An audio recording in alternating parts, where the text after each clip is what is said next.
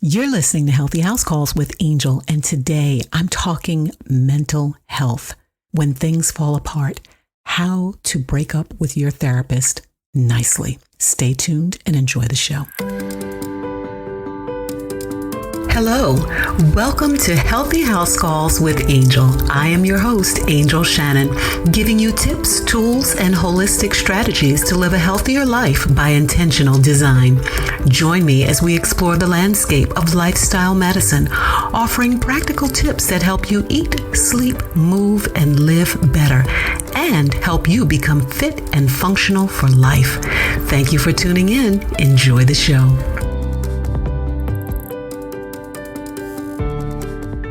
Hello. Welcome back to Healthy House Calls with Angel and the Fit and Functional for Life community, the SIVA Circle. I'm Angel Shannon, your host, founder of SIVA Health and the SIVA Institute, where we put mindfulness and compassion in action to help you live longer and live better. I want to welcome you to a community that believes that good health is so much more than just a normal physical and the weight on a scale. Good health is also the sense of harmony, balance, peace, purpose, and fulfillment we feel in our lives. Thank you so much for tuning back in. But if you are a brand new listener to our global community, here's what I want you to know. We are just that. We are a global community of folks who believe, first and foremost, that good health is the very first wealth. And because of that, we declare our physical, mental, and spiritual well-being to be our single most important priority. We value knowledge, wisdom, and most importantly, personal transformation. We are taking our health into our own hands by being informed and empowered, by taking action and holding ourselves accountable.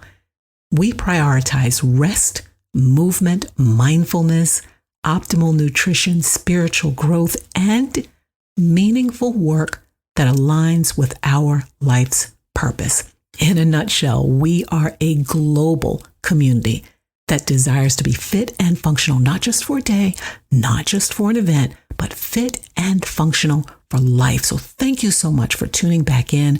I am talking today about something that is so absolutely important. This is a question that came up in my clinical practice that I said, this would make an awesome podcast because it's something that we all are talking so much about, and that is mental health and mental well-being. But it's also something that we're not talking about, which is when things fall apart.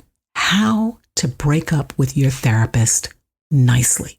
So I want to jump right into that. But before I do, I really want to say thank you so much to our Patreons. I want to thank the people who are supporting this podcast by sharing it. Thank you so much that you are sharing this podcast and you are helping to make lifestyle medicine and integrative health a household set of words worldwide. Thank you so much to our corporate sponsors in the greater Baltimore area who are helping to bring lifestyle medicine and integrative health into the community and to make it practical, to help us make the science simple. Thank you so very much to our corporate sponsors. Thank you so much to Senesco Health for choosing me as a preferred provider to bring neuro wellness and lifestyle medicine to the global community. Thank you so much for your confidence and your support in what you are helping us to do here at SIVA Health and the SIVA Institute. So right off the bat, I want to say thank you to those who are supporting the work we are doing here. We appreciate you and thank you so very much. So with that said, I'm going to jump right into today's topic, which is when things fall apart, how to break up with your therapist nicely. And so I was having a conversation with a patient recently who needed a referral for a new therapist after things had fallen apart. And it occurred to me in that conversation that there were so many missed opportunities for getting in front of the miscommunication that had occurred. And sadly, the situation was such that it created such a bad taste in the mouth of my patient, such that the person just thought, I'm just going to give up on this. I've done this a million times and I still come out with this same, feeling or this same outcome. What's the point? And sadly, I think this is the case for a lot of people that I personally have encountered, and I'll go on record that I have encountered in my own life. And in the interest of full disclosure, I will say that I too have been in therapy. I have had some of the same questions that my patients have had. How to end this relationship with the therapist, whether or not to bring up the feelings that I'd had, without, appearing to be confrontational or argumentative or difficult or accusatory, right? So how to end this therapeutic relationship, just to cut and run, to cancel my appointment, or to really sit down and say, this is what I'm feeling, this is what I'm experiencing. I too have had that question. So this episode is for you. If you have ever been in therapy and have had difficulty ending the relationship, if you've had difficulty, expressing how you felt, what you needed, and if you've struggled with the guilt, I'm going to go in here deep a little bit. If you've struggled with the guilt and have not known how to navigate around the, elephant in the room, so to speak, when things fall apart in a therapeutic relationship. And more importantly, let me say this, especially if this is a therapy situation that you've been in for a long time, if this is someone you may have worked with for a long time who's helped you in many ways in your life, but now things have taken a shift for whatever reason, and you're struggling with how to get around this elephant in the room. This episode is for you. This is the episode I wish I'd had when these questions came up for me, because it was a point in my life where, therapy was brand new to me. It was a new concept. It wasn't something that, not like it is today, where it's commonplace and we're all acknowledging that therapy is a very good thing to have in your health and wellness toolkit. This is back when it was very hush hush. Okay. And I'll just say, in the interest of full disclosure, this was a therapist who was, highly credentialed. And so there was sort of some intimidation factors there as well. So, and I know this is a common feeling because I've heard it repeatedly over and over and over. So that's what gives me a bit of authority to talk about this definitively, because not only has it shown up in my clinical practice, it's certainly something that I have experienced personally as well.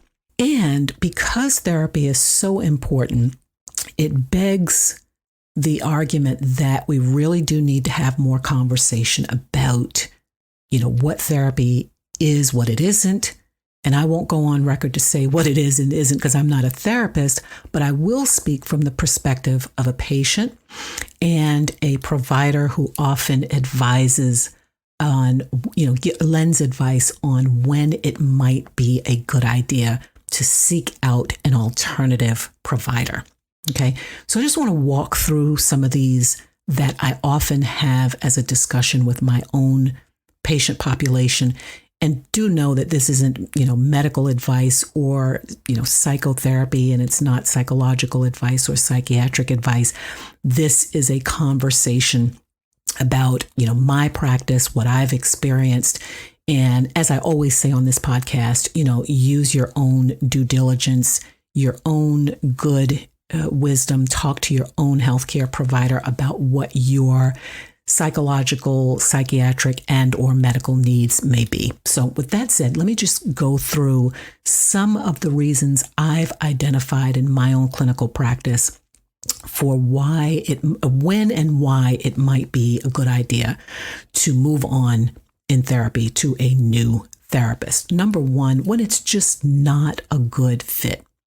When it's just not a good fit, maybe the personality style of the therapist isn't, jiving, the communication style, the way of speaking, the language, the use of language, the word choices, the listening skills are or are not there.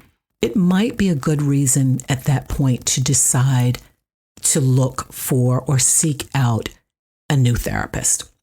When there isn't progress being made, when, month after month or year after year, issues are being recycled that aren't getting resolution, or you're not getting the tools that you need to work through issues, might be a good time to have a conversation about that in your therapy. Okay. When new issues arise that suggest the need for a different type of therapy that's beyond the scope of practice for that particular therapist. And I have to say, this is so absolutely important. And I'm going to give an example of this because this is something that has arisen time and time again. I've seen patients in my clinical practice who, through very good therapy, discover new diagnoses that come up. And their therapists, those who are in my collaborative network, will often say, with full disclosure, with, signed agreements on file, that, it really is time to find a person who is adept and skilled and skillful in this area of therapy. Let's just say trauma or PTSD. When new diagnoses are discovered, a very good therapist knows their scope of practice. They know what their training is. They know what they're good in. They know what, areas of influence they have, and areas, and influence, and also confident, body of knowledge.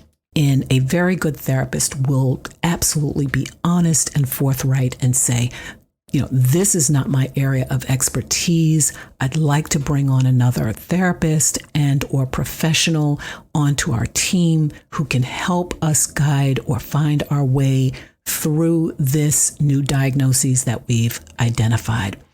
And if that is not happening, that demands a conversation at the very least about the way forward, about how to navigate around this new diagnosis. And that really does apply for not just, psychotherapy, but it also applies even in allopathic medicine. I mean, if I were to see a patient who had a terrible heart disease of some kind, I'd be forced to, by ethical, practice, to ask the person to be seen by a cardiologist.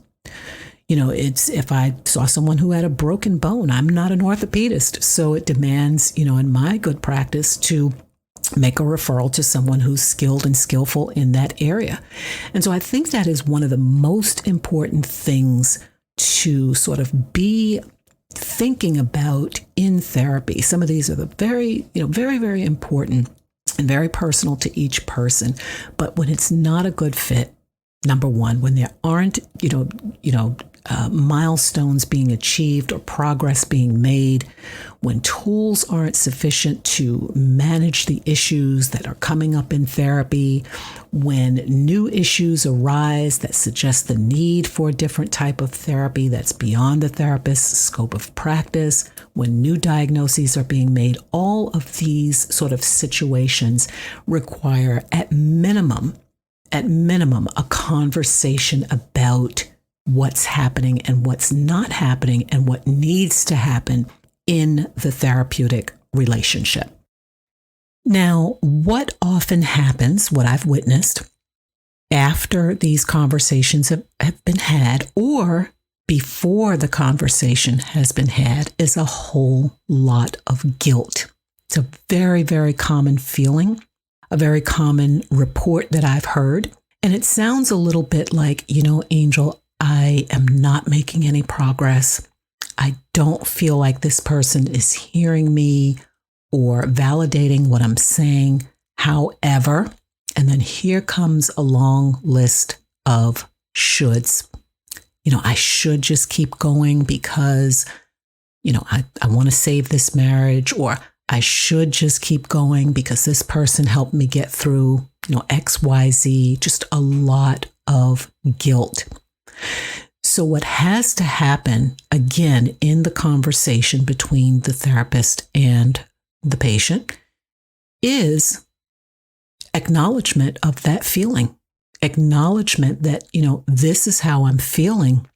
This is what I'm experiencing, but this is also what I need. This is radical self-compassion at its finest. At its finest. When we talk about self-compassion is understanding what we need and where we are. I often say mindfulness is awareness of where you are. Compassion is understanding what you need. And that's how those two things go together.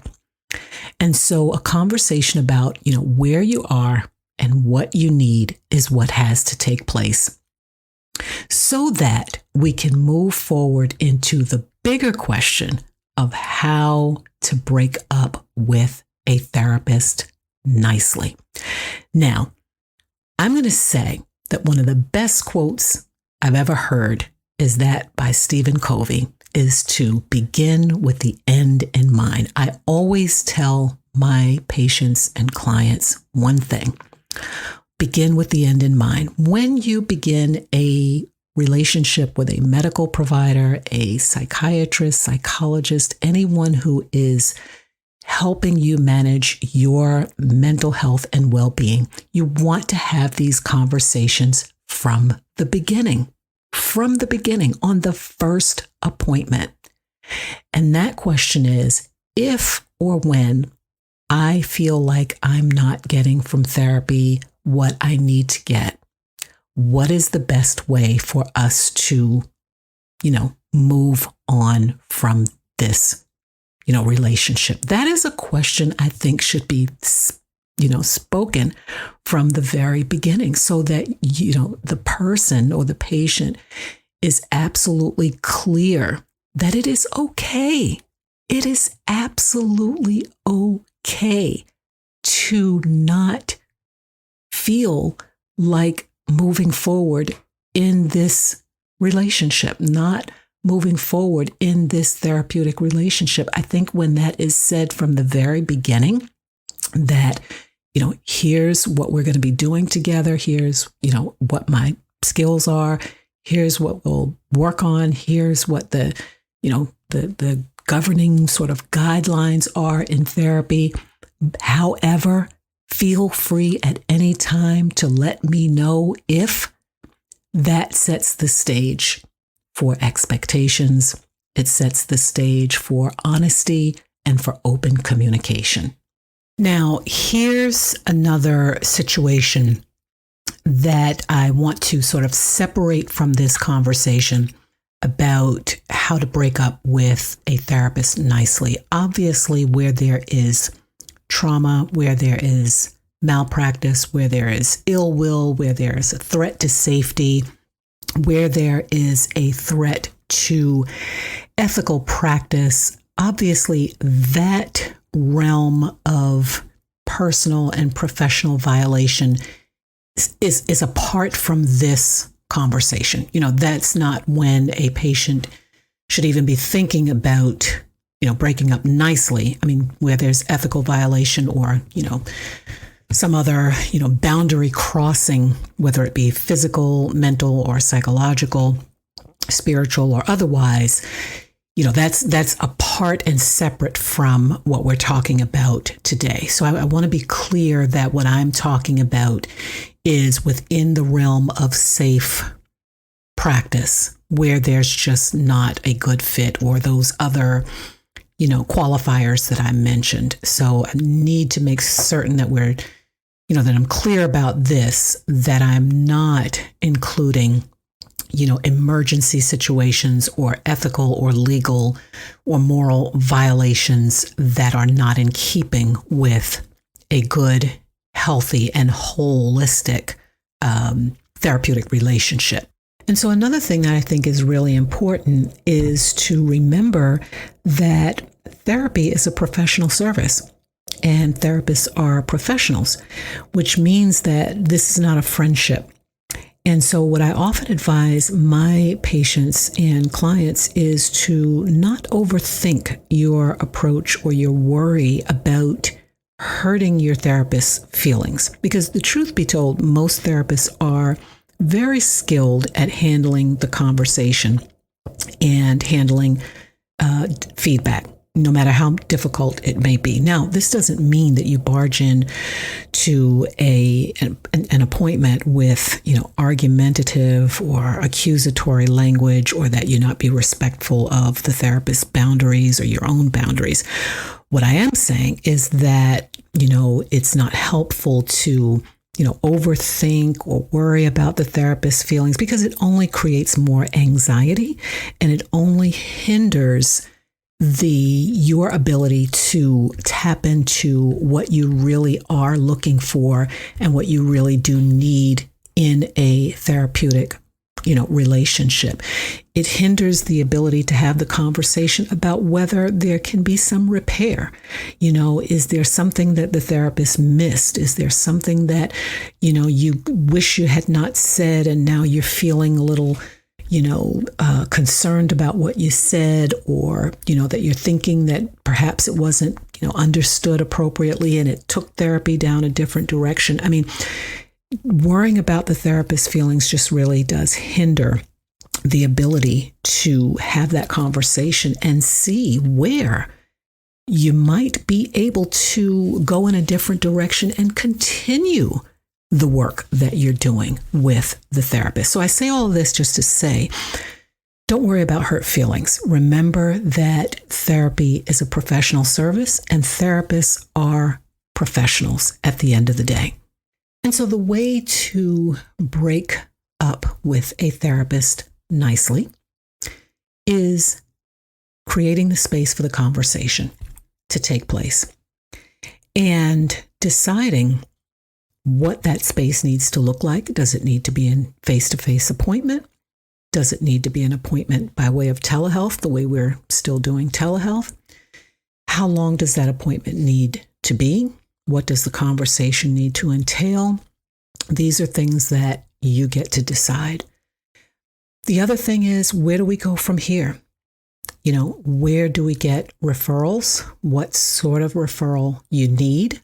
What you're looking for in a therapist? These are ways to really end the therapeutic relationship well, kindly, compassionately, and so that each person is clear on what happened in the therapeutic relationship, what was missing, what could have been different.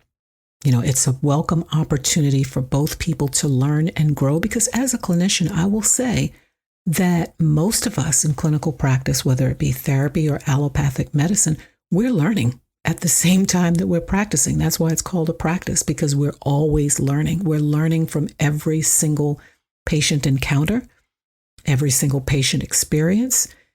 A good, compassionate clinician will learn from every single encounter.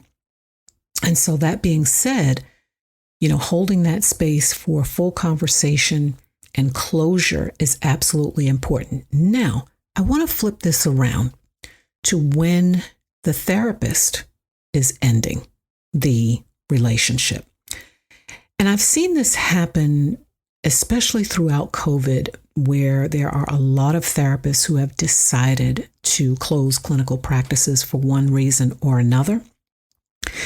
And unfortunately, I've seen people wind up without a therapist at all because of abrupt ending and closings of practices. And what I will say is that one of the best scenarios that I've seen recently was a therapeutic relationship that came to a close over the course of 3 appointments. And the individuals involved, were informed that the practice was closing, that they'd have 3 final visits in which they'd do their wrap up and their closure. They'd identify strengths. They'd identify, needed areas of continued therapy. And during those 3 visits, they even talked about what kind of therapy would be helpful. CBD, cognitive behavioral, CBT, cognitive behavioral therapy versus trauma-informed therapy. They talked about this. And over the course of 3 one-hour visits, the therapist and the clients designed a treatment plan and a way forward with solid referrals and with, clear identification of, the strengths that had been gained as well as the ongoing needed continued therapy. And so I say all of this to say that breaking up with a therapist isn't always, you as the client breaking up. Sometimes it comes as a result of therapists who are closing practices, moving away, moving on, changing their discipline, not feeling like they want to, continue doing the work that they're doing. So it goes both ways. And breaking up a therapy relationship, is a very thing that has to happen with a great deal of compassion and understanding that this is a very intimate relationship, touching on many, many personal, painful experiences, areas of needed growth. And so ending that and finding safety in another person requires a lot of emotional strength and fortitude. So it's important for both parties to understand that as this breakup occurs, there's going to need to be a lot of communication, honest communication, and a lot of consideration and compassion. And so I want to wrap up just by offering just some overarching guidance overall to sort of pull all of this together and just offer some sort of quick tips and a summary for what we talked about today. And number 1, as I said, from the very beginning, as it pertains to therapy, you want to be clear from the very beginning about, not just what your goals are in therapy, but how the therapeutic relationship will end when it ends. What are the boundaries? What is the communication that takes place? What is the process? Will there be referrals? Who's in that person's network that they can refer to? These are the things you want to be clear about going into therapy from the very beginning. You want to have conversation that allows for reflection on whether the relationship can or even should be repaired. There's a lot of things that come up throughout therapy. And sometimes it's just plain old miscommunication that leaves a bad taste in someone's mouth on one end or the other. And so it's important to just have that space for reflection on sort of what went wrong, what the issues are, what the concerns are, and how they can possibly be repaired if there is some repair that can occur. So it's a matter of, what is your gut telling you? What do you feel when you're in the presence of this therapist? Is there trust? Is there safety? Is there confidence in, the person's skill sets and in what's happening? Is progress being made? All of these kinds of things are questions that only you can answer for yourself, or ask and answer for yourself. The other thing overarching, go into the conversation deciding from the beginning what you want to share, how much or how little you want to explain. Because remember, as I said, this is a professional relationship. This is not a friendship. These are not friends. Your therapist is not your friend. So you're not obligated, really to explain anything to anyone. At any time, you can say that, this isn't what I'm looking for. And, that can be that. Now, I will say you can benefit greatly from exploring and having conversation, but there's time when there's, sometimes there's no conversation to be had. So the bottom line is this is your space. It's your time to find closure, to end the relationship in the way that feels good for you, as long as it's respectful and as long as, you're able to end it with dignity and with grace for both parties involved, is my personal feeling. Go into the conversation prepared to set boundaries, as I said, because, sometimes there's, conversation that needs to be had. Sometimes there isn't. Decide on how and where and what you want the space to be when you're having this conversation. Now, I will say that, I think both parties deserve, the opportunity to hear and speak. So, I'm not a fan of text messages, as it pertains to patient communication. Although some parties are, I will only speak for myself. I don't think that, texting allows for nuance and for context. And because I'm a person who likes to grow and learn in my clinical practice, I do prefer having conversations, whether by telehealth or by telephone or in person. And then, lastly, make sure that you give yourself the opportunity to have referrals and resources. And this is why I sort of said, from the beginning about, establishing this therapeutic relationship. I've used the word therapeutic many times throughout this podcast because you want to be able to leave with resources, with recommendations, with referrals. To continue, growing and learning and healing, the issues and concerns that you've come for.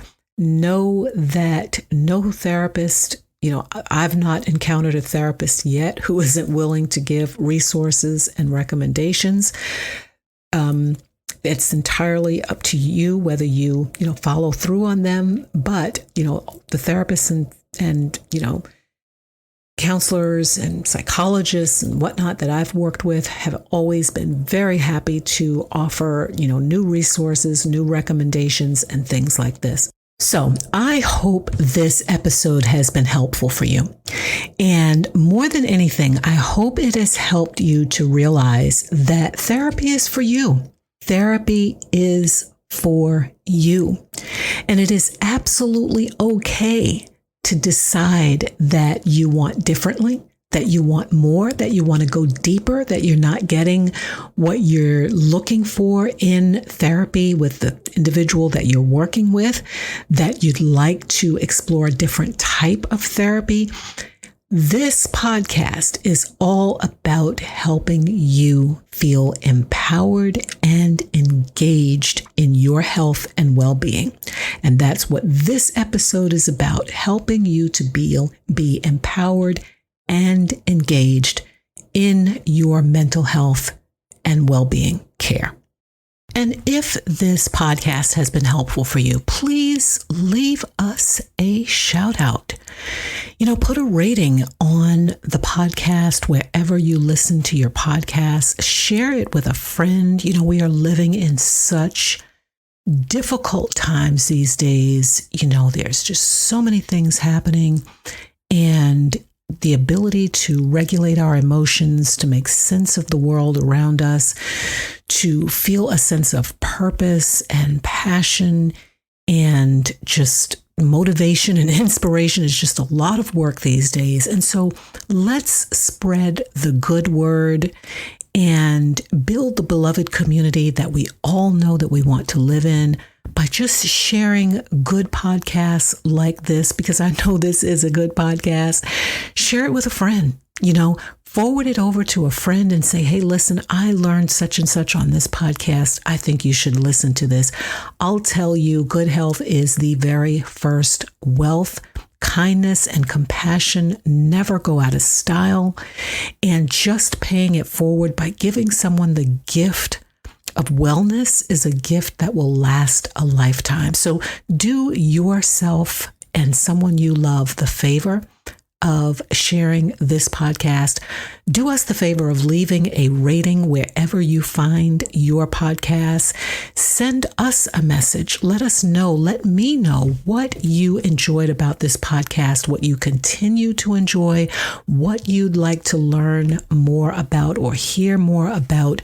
I want to hear from you. Consider becoming a Patreon. Jump into the show notes. Consider becoming a Patreon at $5 a month. If that feels right for you, you can get in on supporting a podcast that is all about helping people change their life, not just their symptoms. A podcast that is helping people to live longer and live better at $5 a month, if that feels right for you. And if something else feels right for you, if more than that feels right for you, jump on to the link in the show notes for our Patreon support page. We appreciate every single dime that comes in for this podcast because we are true to the mission. I am true to the mission of helping people change their lives, not just their symptoms, to help people live longer and live better with lifestyle medicine. So thank you so much for tuning in. I hope this podcast has been helpful for you. Do everything I said. Leave a rating, share the podcast with friends, be well, be good to yourself. And as I always say, never, ever, ever, ever be afraid to be amazing. Take good care. Bye-bye. Thank you for tuning in to Healthy House Calls with Angel. I hope today's episode leaves you feeling inspired, motivated, and empowered to live your best life by applying the practical tools of holistic lifestyle medicine to eat, sleep, move, and live better. Please don't forget to subscribe wherever you receive this podcast. Check in for show notes and share this podcast with friends. If you'd like even more tips in your inbox, subscribe to my newsletter, Healthy House Calls with Angel, by using the link in the show description. Until next time, be well and be good to yourself.